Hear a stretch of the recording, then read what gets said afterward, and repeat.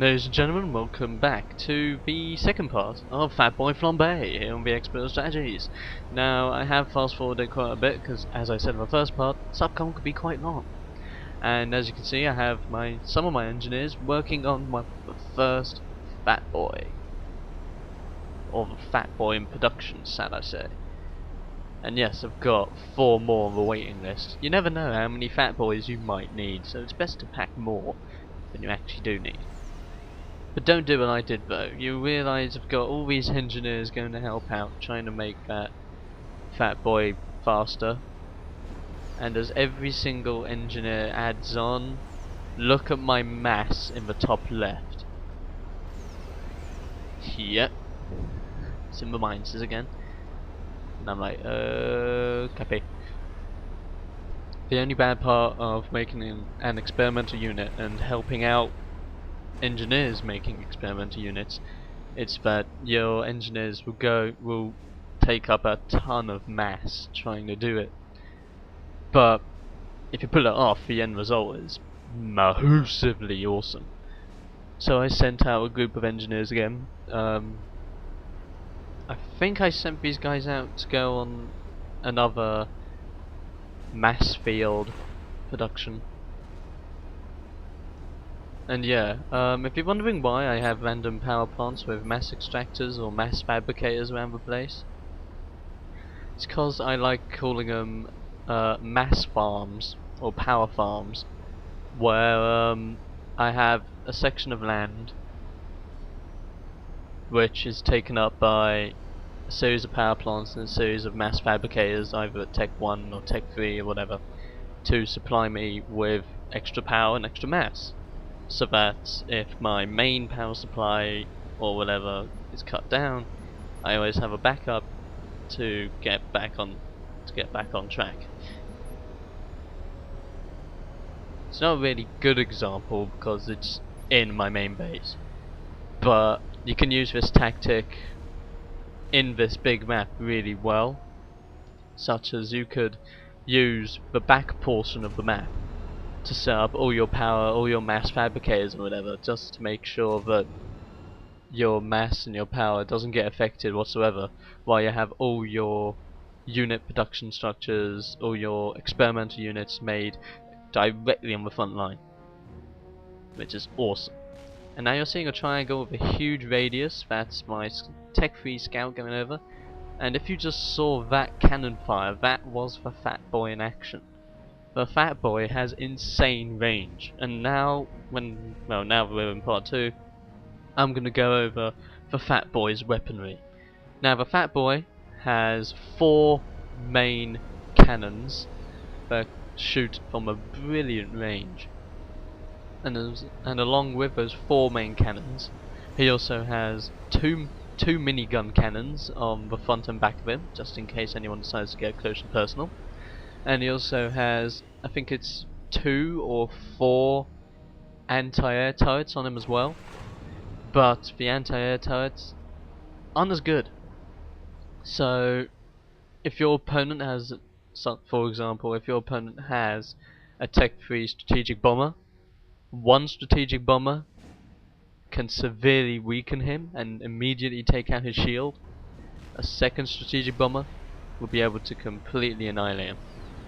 I've seen once a strategic bomber versus a Fatboy, where the strategic bomber bombed the Fatboy, took out the Fatboy's shield, took out most of the Fatboy's health, only leaving him with about a quarter of health left, and a group of Siege 3 assault bots took on a Fatboy at close range and completely mullered it.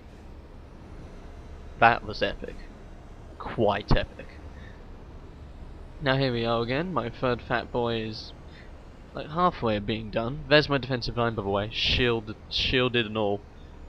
Because the shields in this game just look so beautiful. I hope they either improve on it or keep it as it is for Supreme Commander 2. Because that'll be epic as hell. So there's my Fatboy. My Fatboy is also backed up by 2 Tech 3... what were they called again? Ah yes. It's backed up by 2 mobile artillery mobile artillery installations, which are the most powerful ground units you can get a hold of apart from the Tech 3 assault one. Because these guys have one purpose: attack the enemy from an incredibly long range and do incredibly badass damage. But you see the Fatboy getting into action and getting my other cannons into action as well. The thing is, these cannons have to be stationary in order to fire. And then when they fire, they do quite a lot of damage. Way. I've annihilated an enemy base on the campaign before with just 5 of these bad boys. 5! And the campaign is long. And I mean, long. So there again, Fatboy Ponage. I've now got 2 Fatboys on the battlefield. And if I didn't say this in part 1, I'm going to say it again. The Fatboys can also generate Tech 1 units and Tech 2 units direct from their backs. So while they're moving and while they're destroying things, they could actually be making an army while they're moving. So you can make backup for them. Which is truly epic, because then you can turn the tide of a battle anywhere you are. You can't make Tech 3 units though. You can only make Tech 3 engineers. Which would be good if you were going for a capturing run of the enemy base. But you might want to be quick if your Fatboy's going down there, because the Fatboy will automatically destroy any enemy units or any enemy buildings that do come within range of it, so do be careful. Here we are, 2 Fatboys which are bloody big distance away, honing the enemy base. You're seeing now the yellow dots of their main cannon fire, by the way, and you're just seeing all this ponage going straight into the enemy base. This is the power of a Fatboy.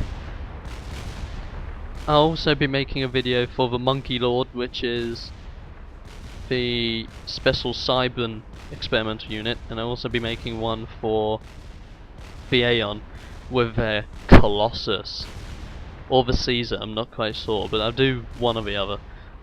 I'll probably end up doing both of the Aeon because they're so cool.